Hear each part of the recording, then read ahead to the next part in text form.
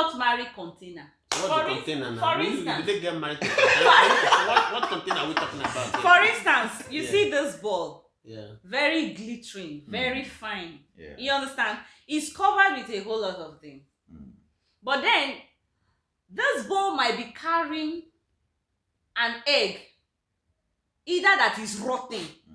But because it is covered, the egg is covered here. You're not seeing the content here. Again, as you will see this ball, it might also be carrying a diamond that is worth millions of naira inside of it. But when you look at it at the surface, it's a very beautiful, fancy ball. When you want to marry, do not look at the container. This ball is so fanciful, it's so nice. Can we check the content? Hi everybody, how you doing? My name is Moses Rival and this is Think Tank TV. So sometimes you could have this challenge of finding the right person to spend the rest of your life with. Actually my head, so we had to get in contact with our relationship professional and a special guest as well on SECT to do justice to this topic. We have on SECT as usual our Friday programs, the CEO of Ask Mercy Relationship and Career Affairs, Sister Mercy Chepaka. We also have Mr. Bumaha to do justice to some signs we should check out for, because I know that there are things we should be checking out for to know the woman we should make our wives. That's what we're going to be treating today. And I'm going to bring on SECT our relationship expert and Mr. Bumahat. Thank you so much for joining us. Thank you. Happy to be here. Thank you, Mr. Moses. So you're going to help us.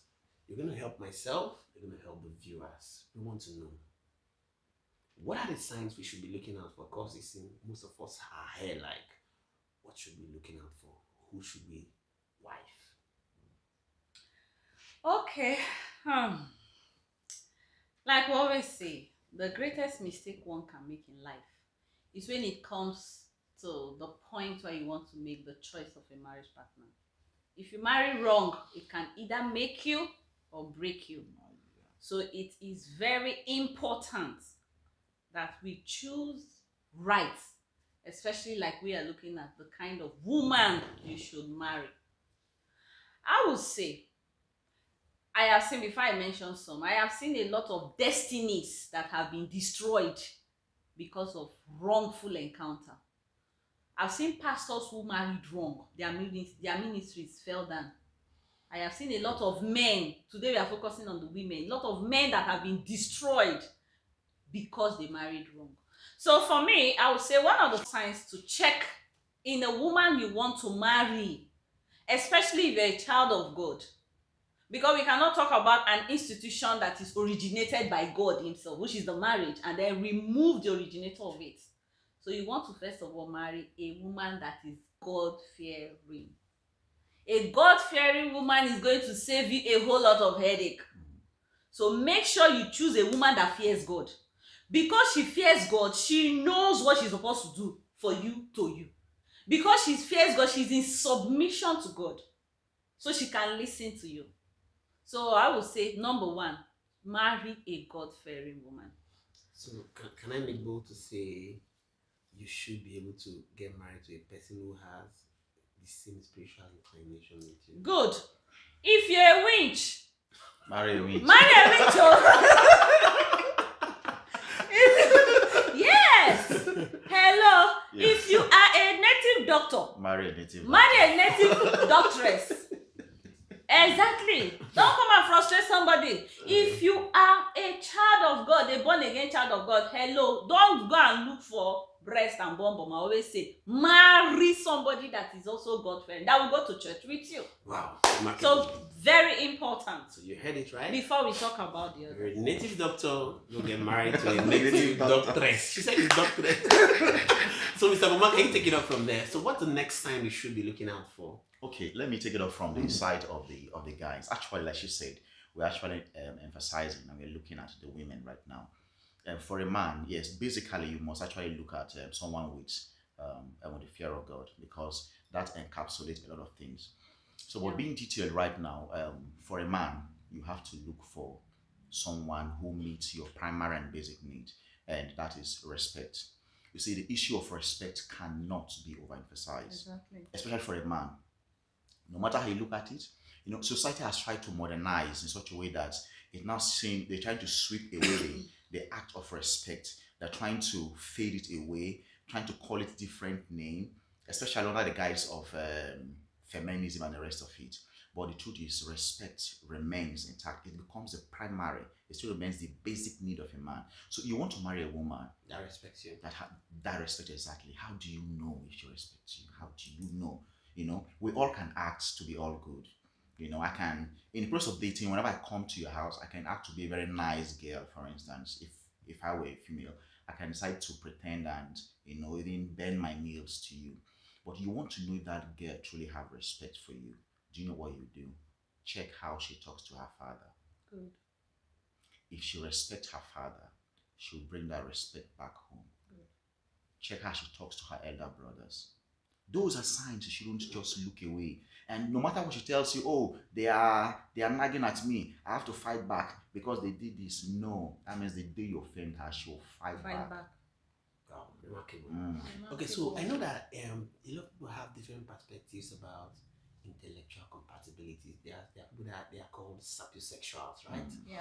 Can we delve into intellectual compatibility behind two people? I know that should be I stand Some to be of the corrected. signs, though. Yes, I stand to be corrected Yes, anyway. yes. So can we delve into intellectual compatibility? Is it okay for a man to go for a woman who is intellectually at same level with him, below him, or above him? Let's look at that.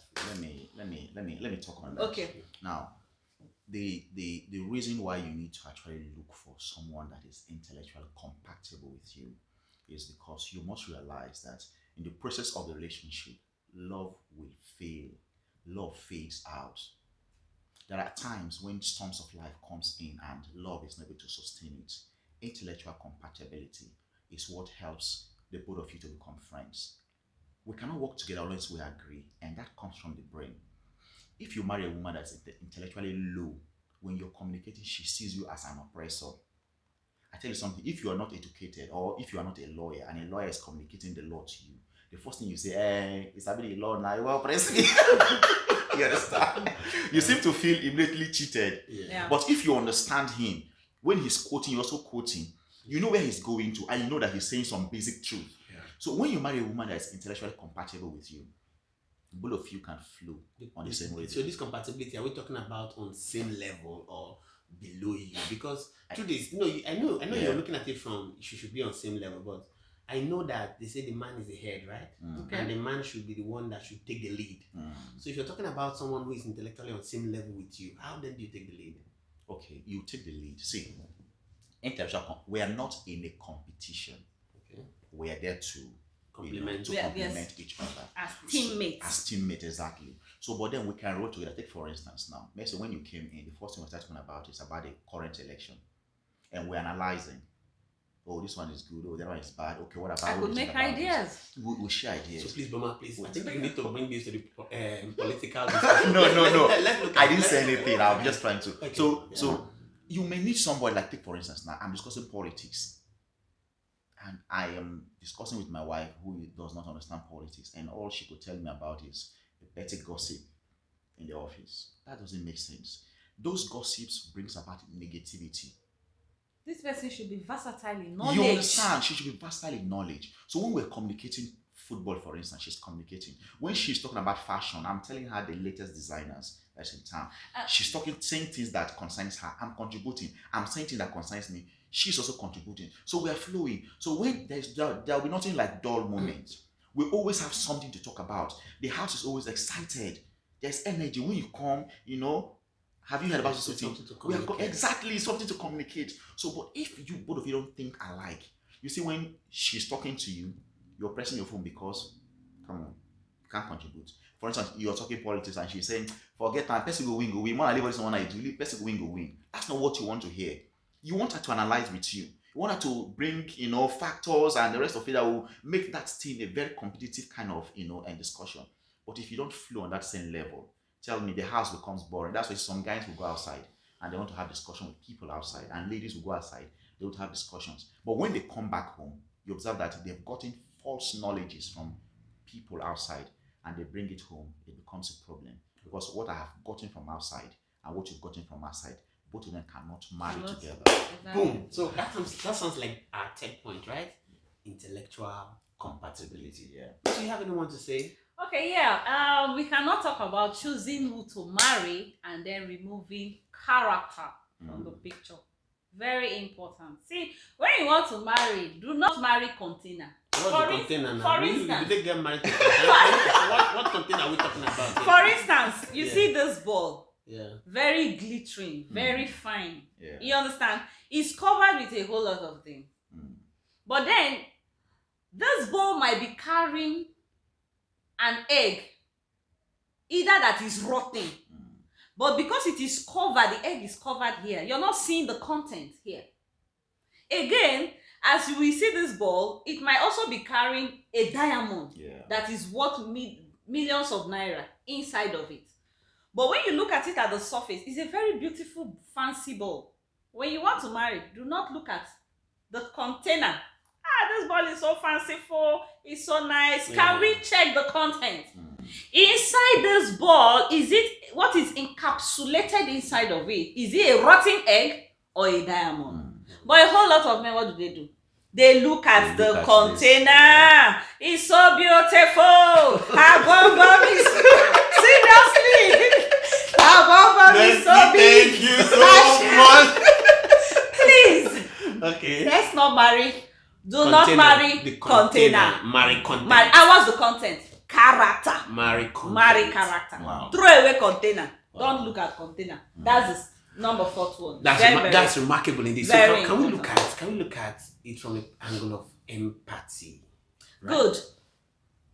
Another What does factor, empathy play? what empathy plays in choosing who to marry. Yes. Another factor we should look at, like you said, empathy. Marry a woman that is empathetic. What's empathy? Empathy is the ability to put your leg in one's shoes and feel what your partner is feeling. And I will want to give a word that should be synonymous to the word empathy, which is kindness. In the Bible, in fact, looking at who to marry, we should just go to 2 Corinthians 13.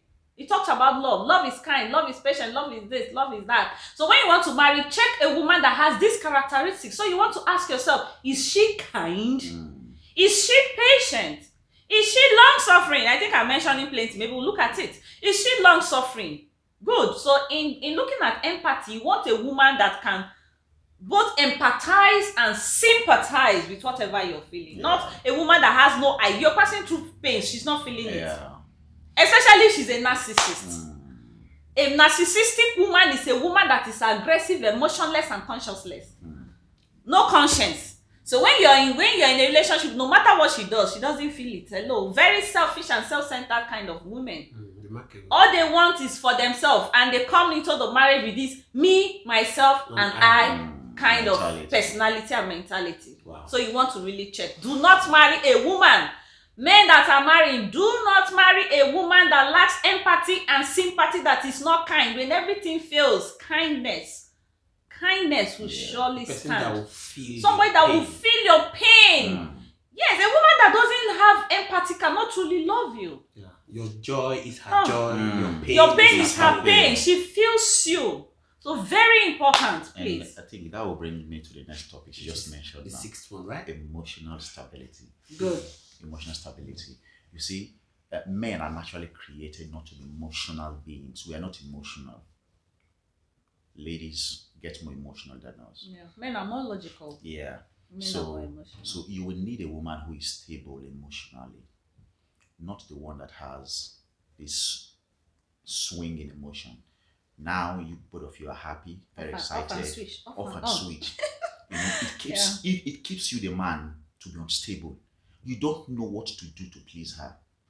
The same thing you did today that makes her happy, you do it the next day, it brings problem. The same thing you did the other day that got problem, you avoided it, you do it the next day, it's excitement. She's not stable. You cannot work with someone that is not stable. Let me just go back to the Holy Bible. That a man that is unstable in all his ways, such man should not expect anything from God. Even God get confused at that juncture. What do you want, my son? So when a woman is unstable, in her emotions, you can never please her. You can never please her. And you don't want to marry who you cannot please. Who, whatever you do, you cannot please her.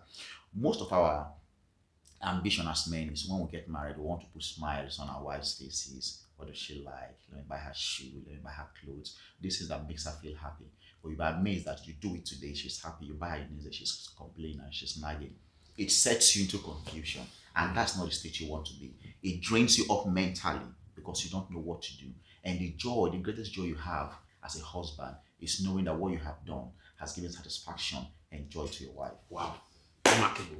So there's this school of thought that some people think that it's okay to marry a woman who is jealous. So of course you want to get married to a person who will feel bad losing you, right? So there should be some sort of jealousy. But can we dissect a line between jealousy and being petty? How can we know a woman that is jealous enough to be able to want us the way it should be, as compared to a woman who is very petty, like very picky, right? Can you explain that, please? Okay. We have two types of jealousy. We have the healthy jealousy and the unhealthy jealousy. Even God said, "I am a jealous God." So, and we embody the nature of God. Now, the healthy jealousy is that kind of jealousy that you just have for your husband. Let's say, for instance, I don't know. Your husband is not back. Your husband is not back. You're missing him. Say, where is my husband? When are you coming back? Honey. See, this one is healthy. It's different. But the unhealthy jealousy is a woman that first of all has trust issues. It emanates when a woman has trust issues, when a woman has low self-esteem, when a woman has low confidence in herself, when a woman that has childhood unhealed trauma and has abandonment issues. When these issues are not treated, you get married to her, you see what we call possessive, extreme, destructive, toxic kind of jealousy displayed. Wow. See, you will see women that will carry their husband's phone. The guy has not even married you, because we're talking about who to marry. Okay, yeah. The guy will carry your phone. You're on the dating stages. The girl will carry your phone, rather, and she deletes every female number, not minding whether a story was told like that. Because the man she wants to marry is making calls to his boss, and the boss is a very beautiful woman, making calls to boss and secretary. They are talking business. So this woman, jealousy, carried the phone, deleted, and ended up deleting the man's boss's number. And the boss said, "Call me the next day." They were supposed to go to somewhere for a business transaction. And that was how the man could not find the boss's number and lost the contract. You see a woman that will be quarreling with you don't marry the woman, she's quarreling with every girl that comes around you, meaning she already has trust issues. And in a relationship where there is no trust, there's no need to continue. Don't even continue. So she's quarreling with everybody in the family, quarreling with every female around you. She's deleting all the numbers you have in your phone. She's literally a Mike Tyson to make sure she holds you to herself. Alone. If you're a pastor, how can you marry such a wife? Because the pastoral ministry, already the way it is, I'm using that as an example. People will come around, daddy counseling, daddy this, daddy that. That's a daddy or something. And the wife will, "Don't name my husband. Don't know. Why are you calling him? He's the father to everyone." Wow. So extreme jealousy is very destructive to any relationship. So there must be moderacy in jealousy, right? Let's be able to draw the line between healthy jealousy and destructive jealousy, and marry a woman that doesn't have this inside of her. Wow. Else it's going to bring that marriage. Wow. So I'm going to bring this show to a close today. I thank you so much for putting in this much. I know you do a lot of research to ensure you get this information to put it out there so we can be available to learn. Thank you so much for joining us, Mercy.